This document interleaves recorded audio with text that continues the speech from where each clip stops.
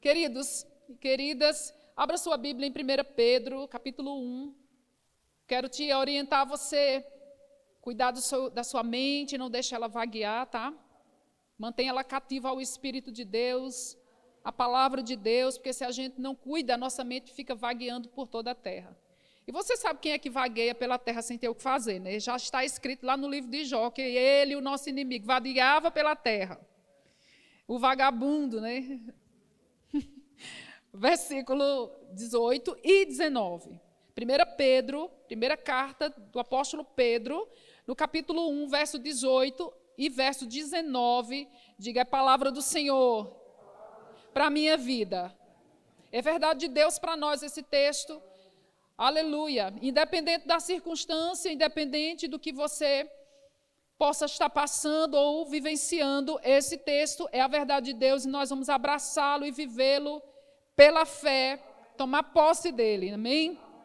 Olha o que a Bíblia diz, sabendo que não foi, eu estou lendo na Ara, tá? Revista atualizada, diz assim, sabendo que não foi mediante coisas corruptíveis, como prata ou ouro. Você já parou para meditar nesse versículo, que a Bíblia está dizendo que comparado a Jesus, o ouro é corruptível? Nós consideramos e sabemos que o ouro é um metal precioso e incorruptível para os homens na terra, mas a gente também sabe que o ouro no céu é asfalto. As coisas que a gente dá muito valor nesse mundo, para Deus é asfalto. É coisas que não tem valor nenhum, mas ele está dizendo que não foi nem com ouro, nem com prata, que você e eu fomos resgatados da nossa maneira fútil de viver, ou tem versões que falam da nossa maneira vã de viver. Nesse texto aqui, nessa versão diz, resgatado de vosso fútil procedimento. Então, a vida que vivemos sem Cristo é uma vida fútil, vazia e sem significado. Mas ele diz que não foi com coisas corruptíveis desse mundo que fomos resgatados dessa vida fútil que tinha. Eu não sei você, querido, mas a minha vida não tinha sentido nenhum sem Deus. Por mais que você tenha feito grandes coisas e já tivesse uma sabedoria muito grande antes de Jesus, mas sem Jesus tudo isso não vale nada, não é? Mas ele diz com que é que nós fomos comprados, verso 19. Mas pelo precioso sangue, como de um cordeiro sem defeito e sem mácula, o sangue de Jesus. Diga, o sangue de Jesus. Esse é precioso.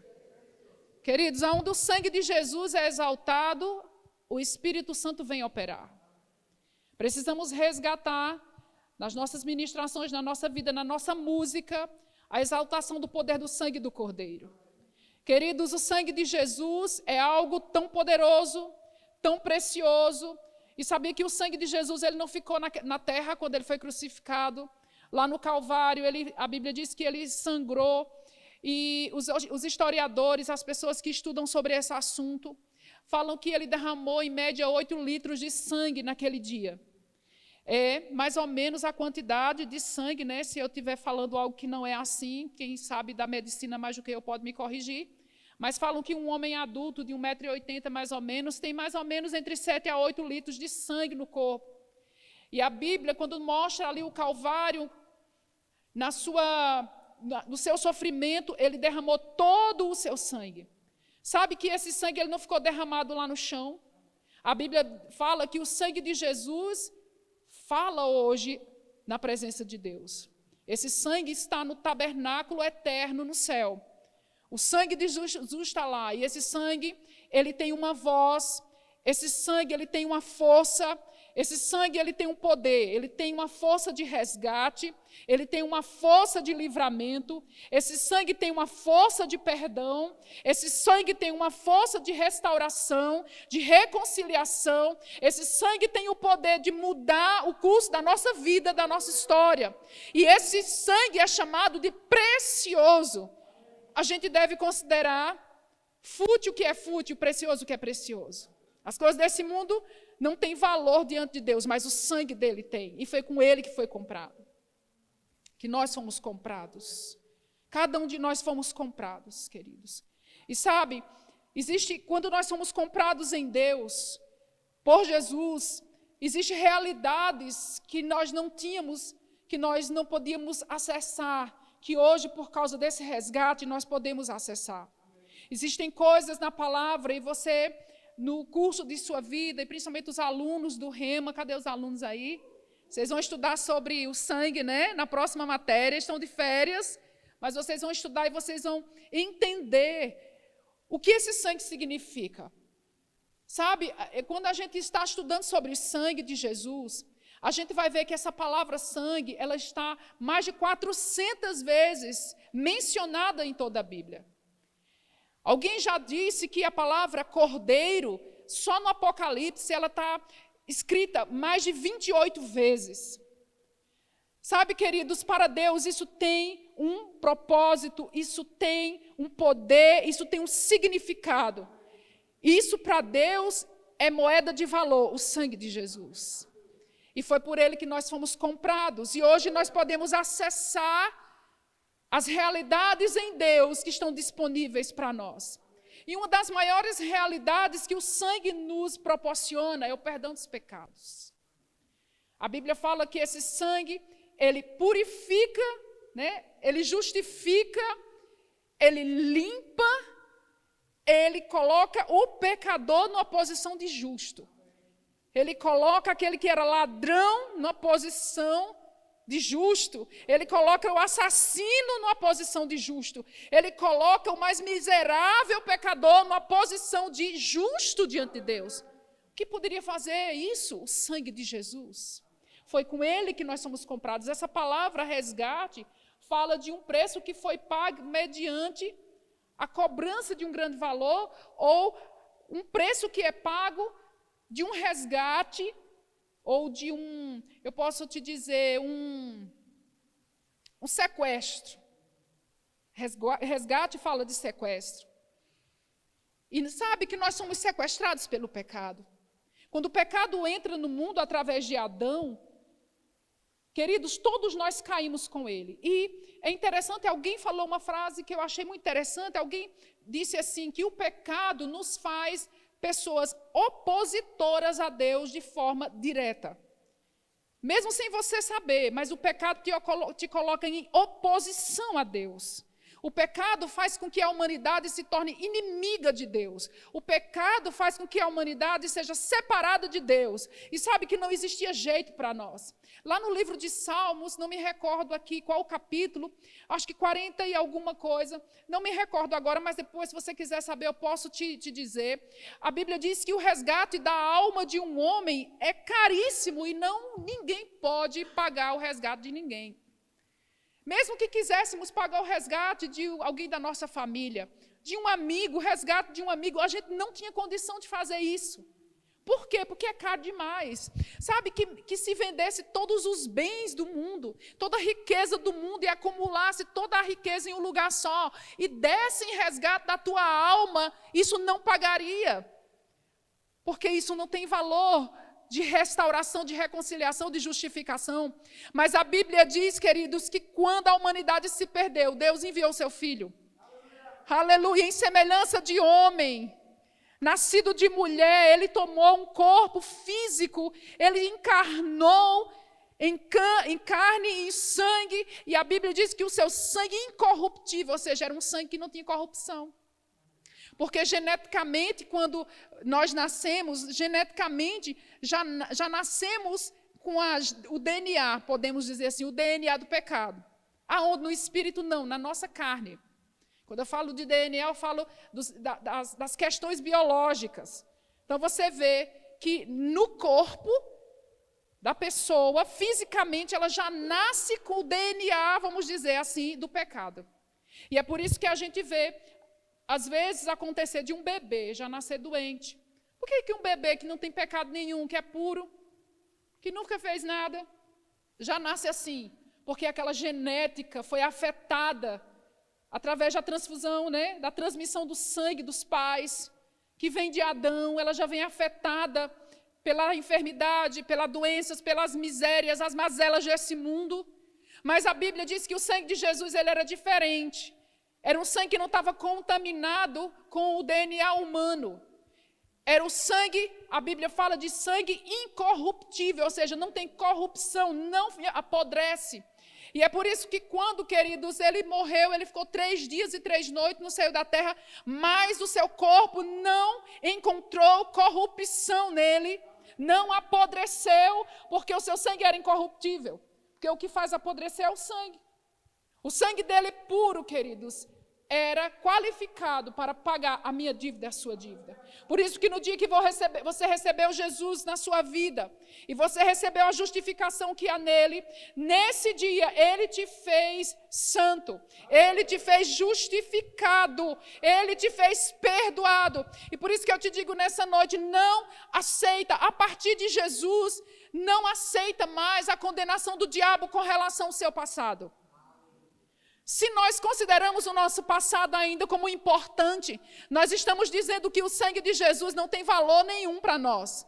Mas não deixa o diabo mentir para você. O sangue de Jesus é mais poderoso do que você pode imaginar.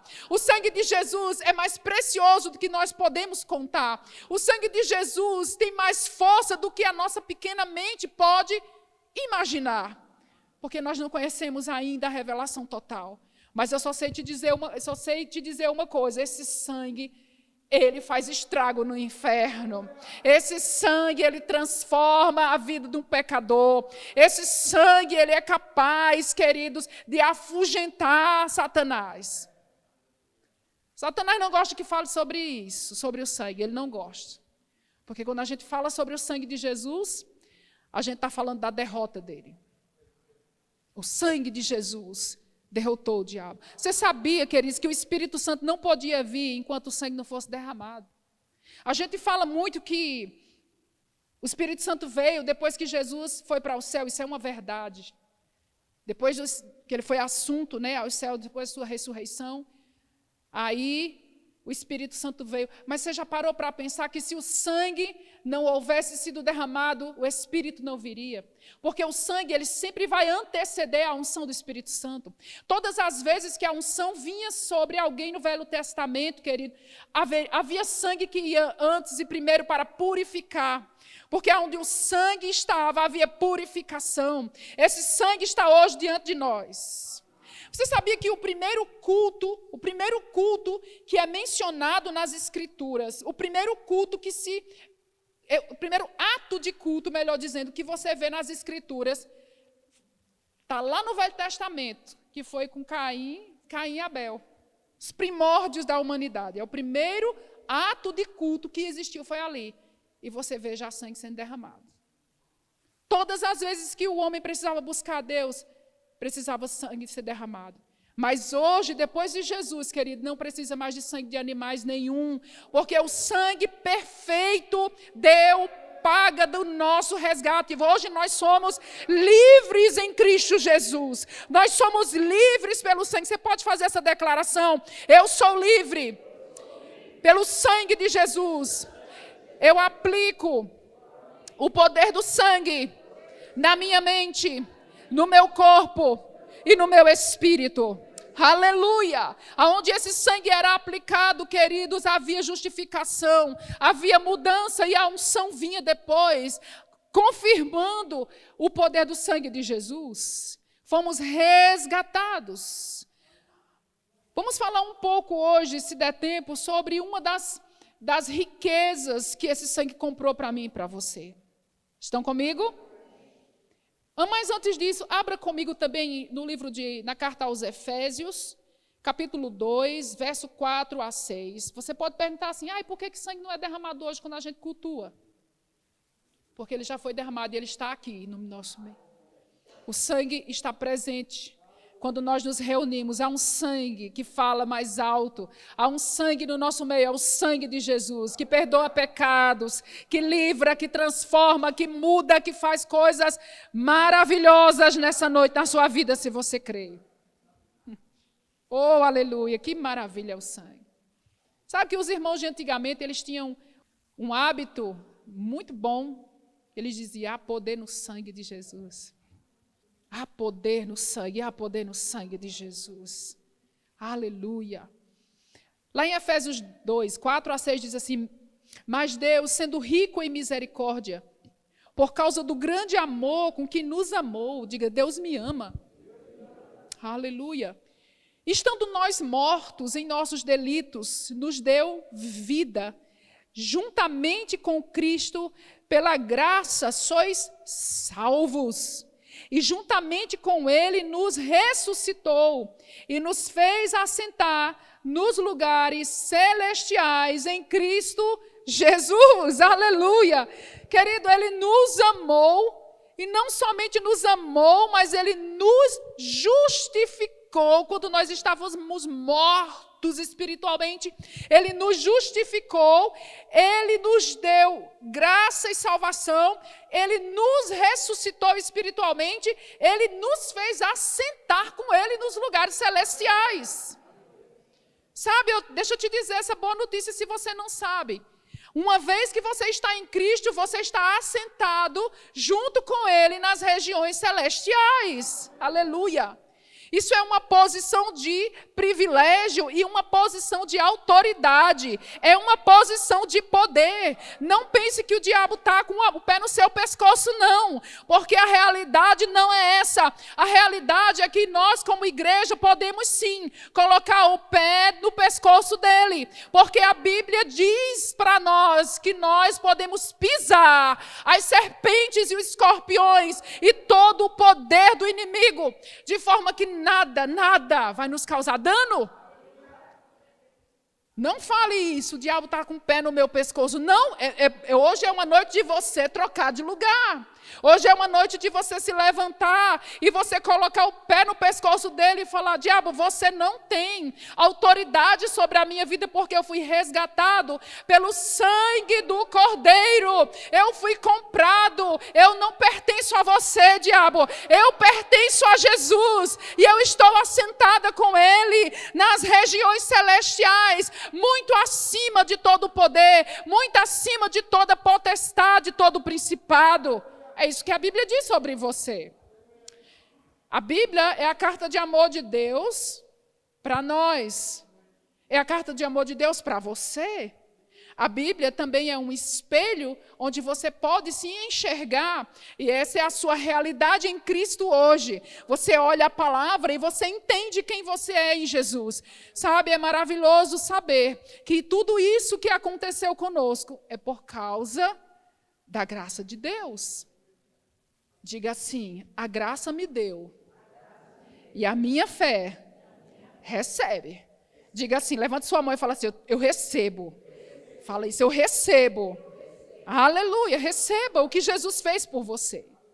Ai, mas eu não mereço. Não é por seu merecimento. Você não entendeu ainda, não é por seu mérito. Não é porque você merece, não é porque você é bonzinho, não é porque você é perfeito, não é porque você é tão lindo, não é porque você é tão linda, é porque Jesus pagou a tua conta.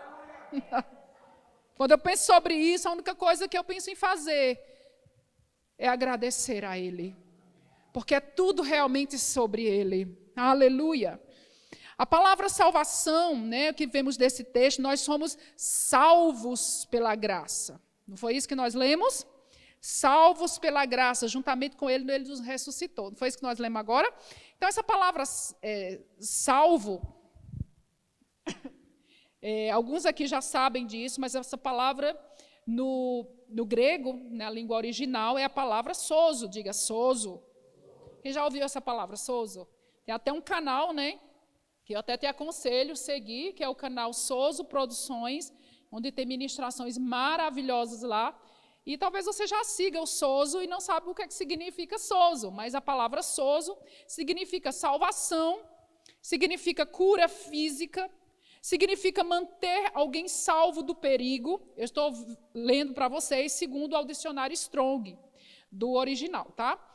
A palavra sozo também significa salvar da destruição. A palavra sozo também significa resgatar de um julgamento, livrar alguém do mal, trazer segurança. É isso que salvação significa. E quando eu me converti, eu pensei que salvação significa somente entrar no céu. Pronto, eu fui salvo, ou seja, eu tenho um passaporte, e esse passaporte é um bilhete, nem passaporte, está muito chique. É um bilhete, eu tenho um bilhete, uma passagem para eu entrar no céu. E isso já era bom demais, eu estava muito satisfeita com isso, glória a Deus, eu estava muito feliz.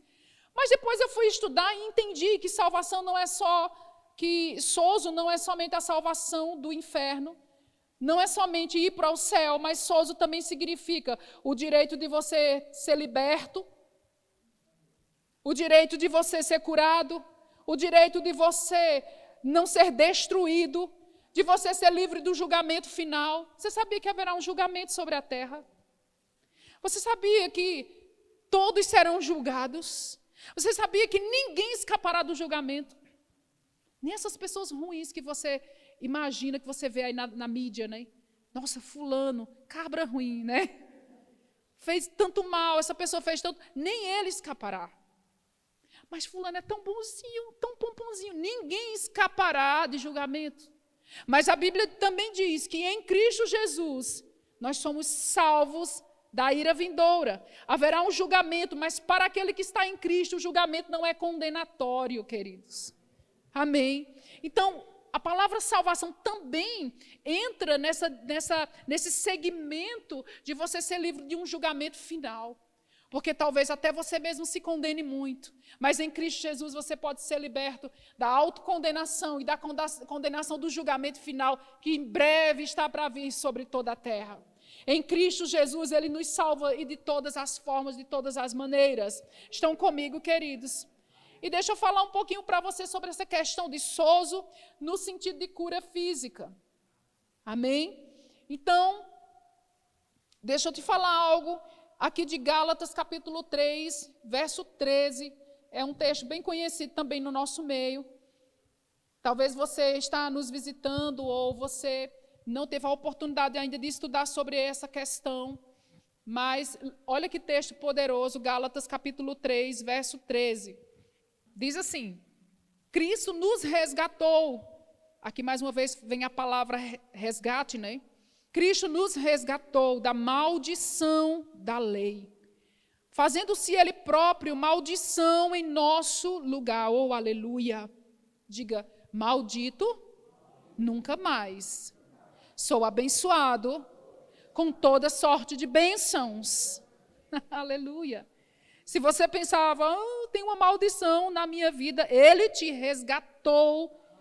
Do que consistiam as maldições da lei? Você pode estudar em casa, Deuteronômio capítulo 28, a partir do verso 15, estão todas as maldições da lei. Vai até o verso 65, se eu não me engano. É maldição para dedéu. É maldição a entrar, maldição a sair, maldição o fruto do ventre, maldito as crias das vacas. Menina, é tanta maldição que eu vou te falar uma coisa, misericórdia. E às vezes a gente fica com medo, né? A gente não, eu já saí disso. Mas o diabo quer atormentar a igreja de Deus, dizendo, você é maldito, nada na sua vida dá certo. Já prestou atenção que com você nada dá certo? Já prestou atenção como você é azarado desde que nasceu?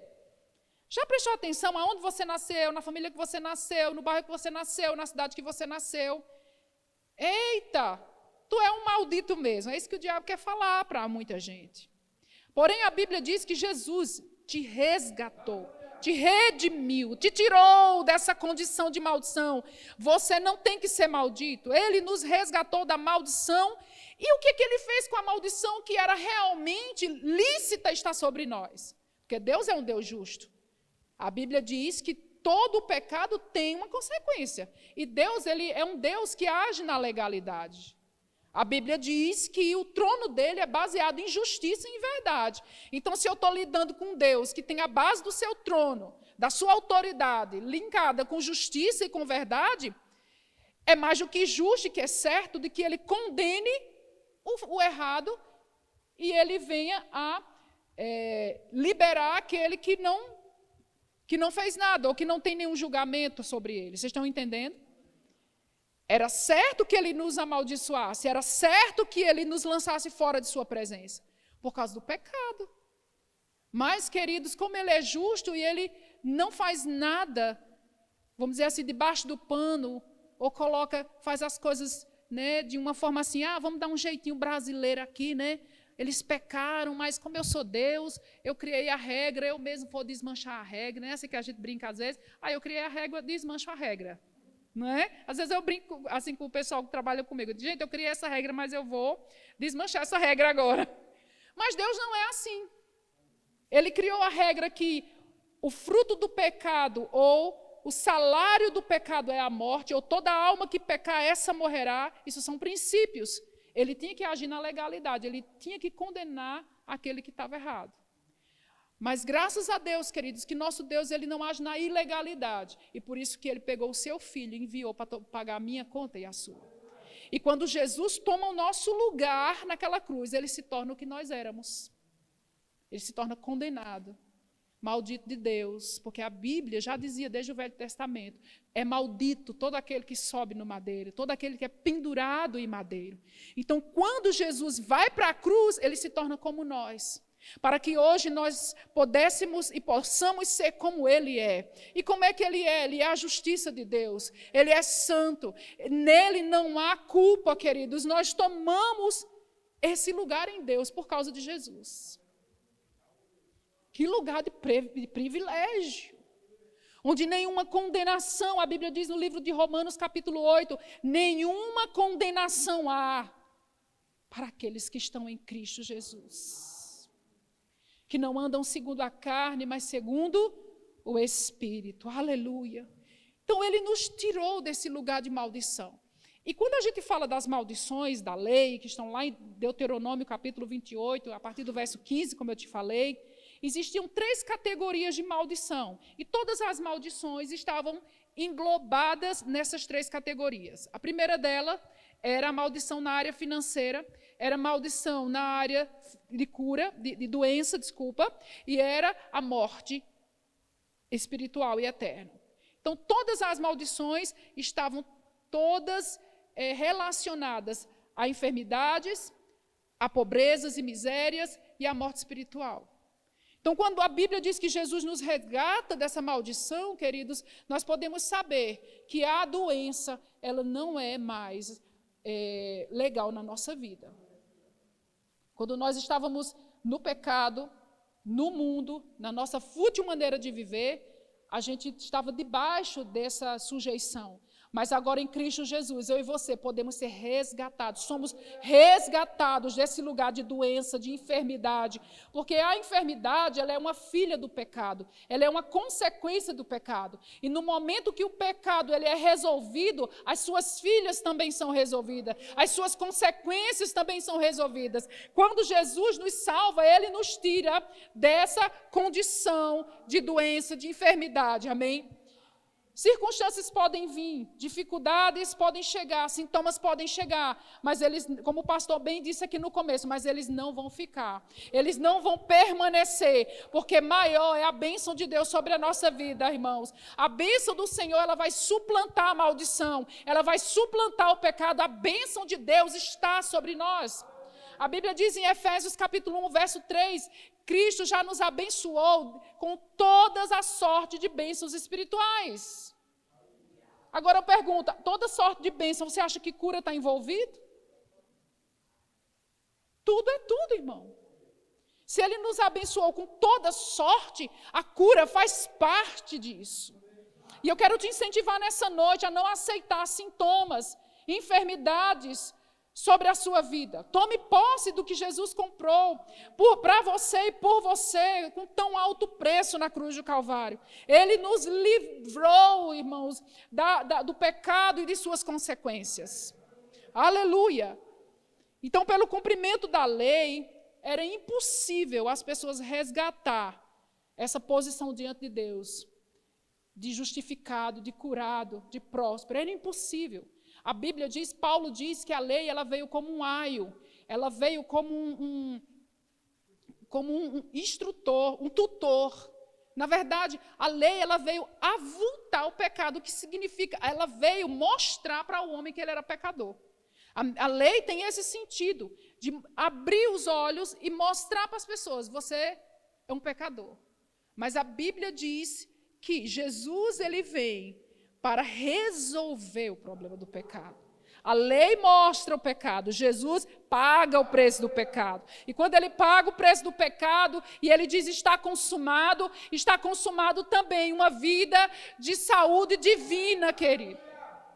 De cura divina, de saúde divina. Nós podemos todos os dias em adorar o Senhor, em louvar o Senhor e dizer, Pai, eu te dou graças, porque em Cristo Jesus eu sou curado, eu sou sarado.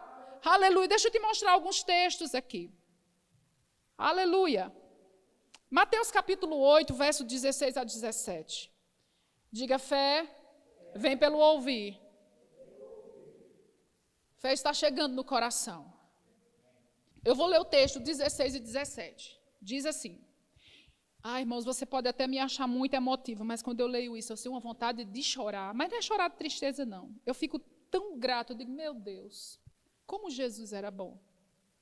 Ele é bom, mas eu falando da sua vida terrena, seus dias na terra. Rapaz, nunca chegou ninguém perto dele pedindo cura e ele rejeitou. Nunca, nunca. Você não vai ver em nenhum lugar dos evangelhos. Você pode procurar nos 4 evangelhos e tentar provar que Jesus não curava todos os que chegavam a ele e você não vai achar.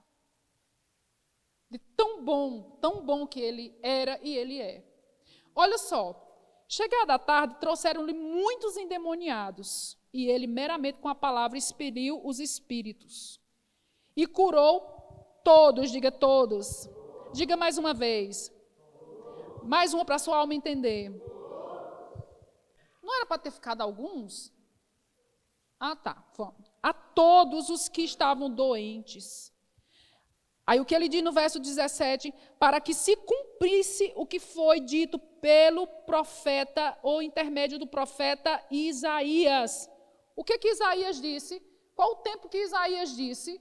Isaías disse exatamente isso há 750 anos em média antes de Jesus nascer. Rapaz. Então Isaías disse isso. Vamos ver o que Isaías disse? Vamos ler o trecho que Isaías disse? Isaías 53, versículo 4 e 5. Isaías, 750 anos em média antes de Jesus nascer, ele disse, certamente ele tomou sobre si as nossas enfermidades. E as nossas dores levou sobre si, e nós o reputamos por aflito, ferido de Deus e oprimido. Na cruz ele foi considerado como um oprimido de Deus. As pessoas olhavam para ele e falavam, isso é um maldito. Se ele fosse filho de Deus, ele não estava pendurado na cruz, não, porque a cruz é um lugar de vergonha, é um lugar de maldição. Se ele fosse o filho de Deus, ele não estaria aí. Isso é um oprimido, isso é um maldito. Era isso que diziam dele. Sabia disso? Escarneciam dele e falavam isso dele. Esse cara não pode ser filho de Deus, porque senão ele não estava pendurado. Isaías já via isso e disse, nós o reputávamos, por favor, volta para o 4, nós o reputávamos por aflito, ferido de Deus e oprimido. No 4 ele diz, no 5, mas ele foi transpassado pelas nossas transgressões. O negócio não era ele, o negócio era a gente. O negócio que era. Era nossa transgressão. Foi o nosso pecado que crucificou Jesus. Foi os nossos problemas, as nossas mazelas, os nossos defeitos. A nossa carnalidade, a nossa maldade fez isso com ele. E moído pelas nossas iniquidades. O castigo que nos traz paz. Ou seja, querido, o preço para você ter paz na mente já foi pago. Problema de ansiedade, não consegue dormir. Síndromes, treme, acorda tremendo. De tanta ansiedade, falta de paz, já foi pago por você, para você se ver livre disso. Não fica pensando assim, eu estou pagando meus pecados. Não, Jesus pagou seus pecados já. Todos eles. O castigo que nos traz paz estava sobre ele, e pelas suas pisaduras, essa palavra também pode ser traduzida como feridas, os seus flagelos nós fomos sarados. E tem pessoas que falam assim, isso aí significa somente cura espiritual.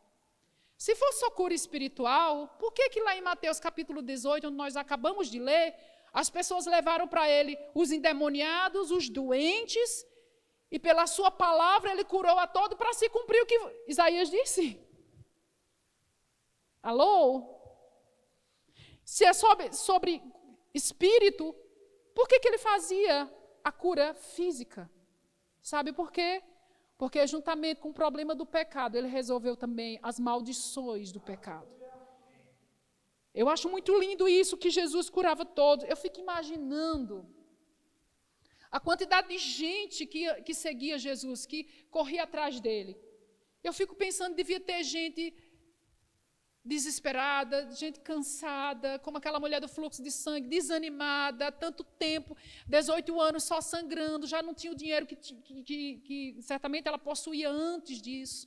A Bíblia diz que ela gastou tudo que ela tinha com o médico, e os médicos não podiam resolver o problema dela, ninguém podia resolver o problema dela, sabe? E essas pessoas chegavam num desespero, mas todos que chegavam a ele, ele curava, para que se cumprisse o que Isaías disse. Deixa eu te mostrar mais um verso aqui. Estou quase terminando. Mateus capítulo 4, verso 23 a 24. Mateus capítulo 4, verso 23 a 24.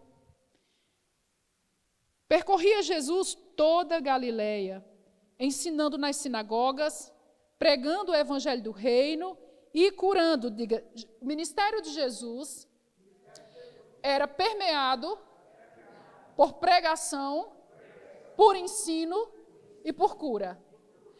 Fala novamente assim, Jesus dava prioridade a ensinar, a pregar e a curar. Então, se você é pregador, se você é ministro de Deus, ensine as pessoas a realidade de Jesus. Pregue o evangelho e imponha as mãos sobre os doentes. Porque ele disse que nós devemos imitá-lo. Aleluia, que coisa linda. Eu estou no verso 23, né?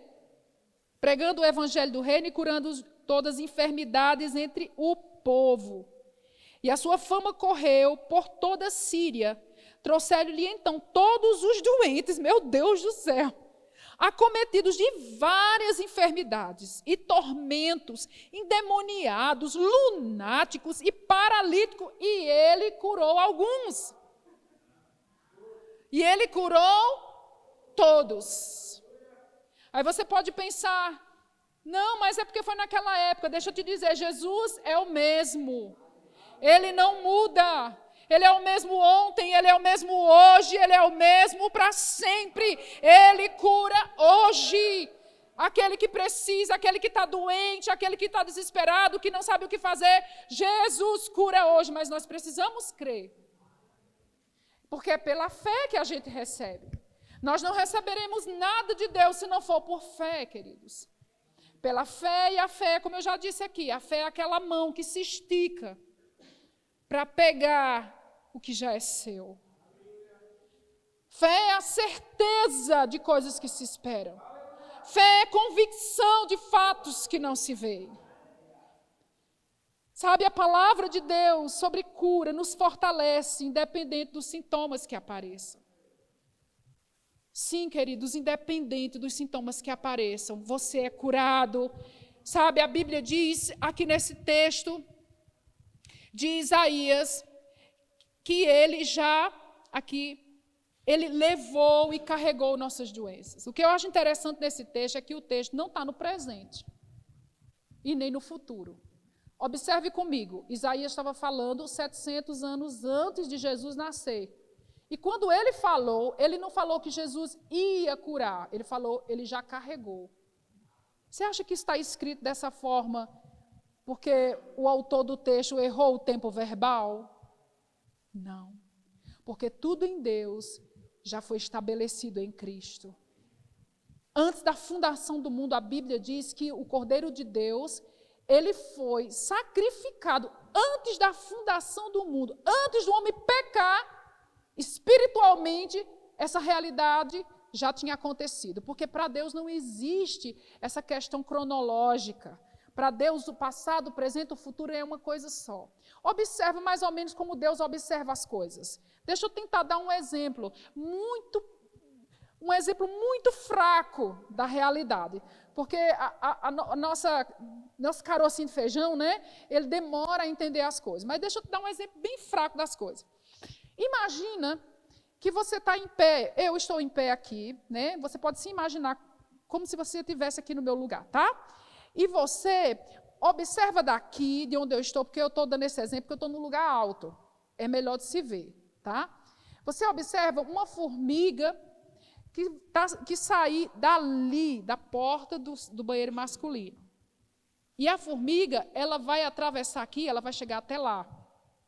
Para a formiga, o tempo que ela está vivendo, ela não conhece nada do que vai acontecer.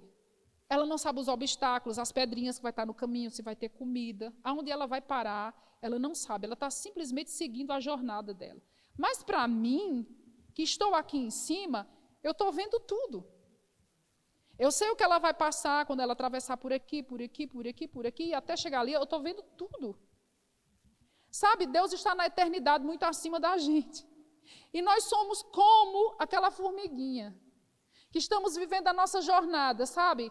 Para nós, a gente está assim, isso é uma surpresa.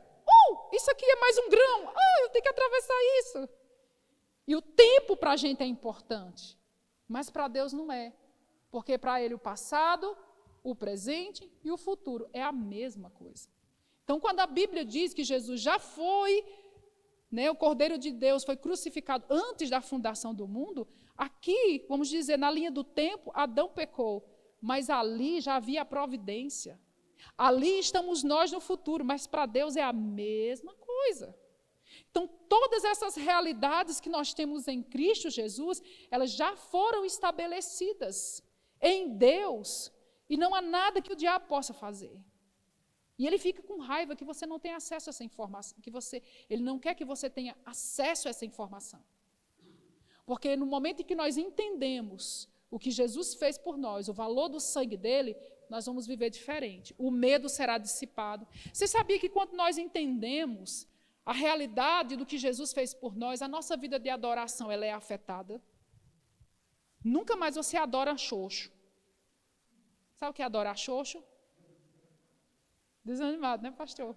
Aqui é a linguagem, as várias traduções, né? Xoxo, desanimado. Porque quando você entende essa realidade, isso afeta quem você é. Isso afeta a sua resposta a Deus. Sabe que quando a gente entende o que Ele fez por nós, afeta a nossa fé. Nunca mais a nossa fé é a mesma, quando nós entendemos essas realidades.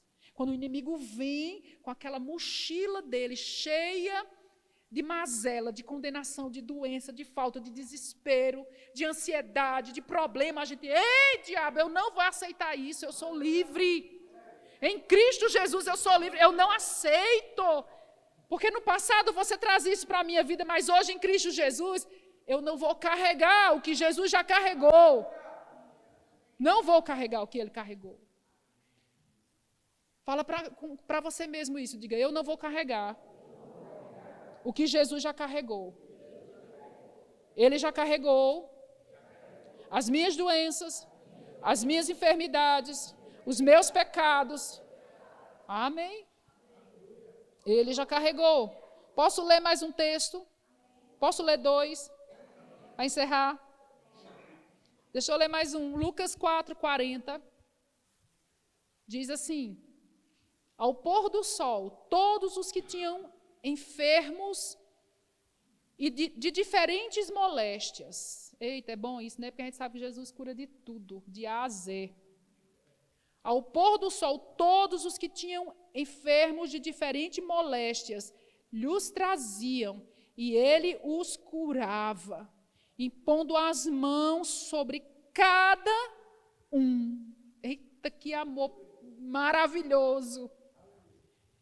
Ele podia, né, curar de manada. Vum, aqui, vum, está todo mundo curado. Ele podia fazer isso, mandar uma palavra à distância, todo mundo ser curado? Podia.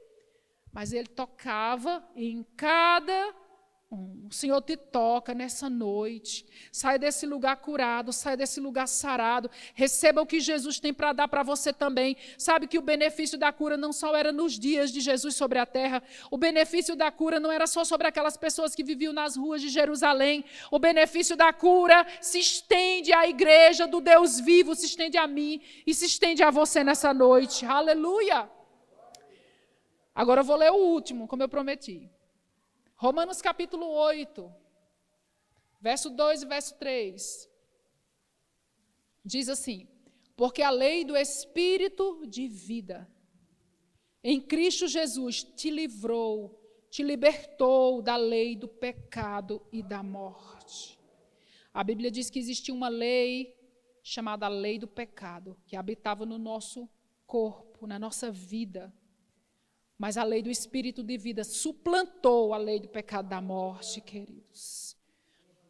Verso 3 diz: porquanto que fora impossível a lei, no que estava enferma pela carne, e isso fez Deus, enviando seu Filho em semelhança de carne pecaminosa, e no tocante ao pecado, e com efeito condenou Deus na carne o pecado. Eu gosto de um exemplo que o pastor Sérgio Pessoa dá com relação a esse texto. E eu vou encerrar com isso. Essa não é uma revelação que eu tive. É uma revelação que o Senhor deu para ele. E eu acho interessantíssima. Ele dando exemplo sobre essa questão de Deus enviar o seu Filho na semelhança da carne e Deus condenar o pecado na carne. Ele buscando do Senhor revelação e o Senhor trouxe para ele o exemplo do seguinte. Sabe o Instituto Butantan? Que tem, acho que é em São Paulo, né? E aí, o que é que acontece quando eles vão fabricar as vacinas contra a mordida de cobra? Como é que eles fazem e eles preparam a vacina? Eles deixam a cobra picar o cavalo, é mais ou menos isso, tá? A cobra pica o cavalo, aí o veneno da cobra passa pelo corpo do cavalo, o corpo do cavalo produz anticorpos, e aqueles anticorpos que o corpo do cavalo produz naquele veneno, depois é tirado, os anticorpos suplantam o veneno, aí eles tiram novamente o sangue do cavalo com os anticorpos, preparam a vacina, e todo mundo que é mordido de cobra, toma aquela vacina e fica curada da mordida da cobra. Entenderam? Não é interessante? E ele dá o exemplo do que aconteceu com Jesus. Jesus, ele vai em carne, nasce em carne nesse mundo, e a Bíblia diz, irmãos, lá em Gênesis capítulo 3, verso 15, que da semente da mulher ia nascer um que esmagaria a cabeça da serpente, não foi assim? Mas a Bíblia diz também que a serpente vai morder o calcanhar do enviado. Quem lembra disso? Ele morderia o calcanhar, mas o filho da mulher pisaria a cabeça da serpente. Então foi mais ou menos isso que aconteceu. O diabo injetou o pecado. Deus injetou o pecado em Jesus na cruz. O sangue de Jesus, que é poderoso e cheio de anticorpos, matou o vírus do pecado. E o sangue de Jesus hoje serve como vacina para te salvar do pecado. E para destruir a cobra. É tremendo isso, querido. Então o diabo, ele pensou que estava destruindo Jesus. Ele pensou que estava tudo acabado. Mas através daquela obra do Calvário, Deus venceu o pecado em Cristo Jesus. Através do corpo de Jesus, nós temos o antídoto do pecado, que é o sangue de Jesus, amém? Ele nos liberta do pecado, Ele nos liberta da lei do pecado e da morte, de sorte que agora nós temos e habita em nós a lei do Espírito de vida. E a lei do Espírito de vida mantém seu corpo curado e sarado. Diga uma lei dentro de mim, é a lei do Espírito e da vida. E essa lei vivifica meu corpo físico. Mantém você curado e você sarado, amém?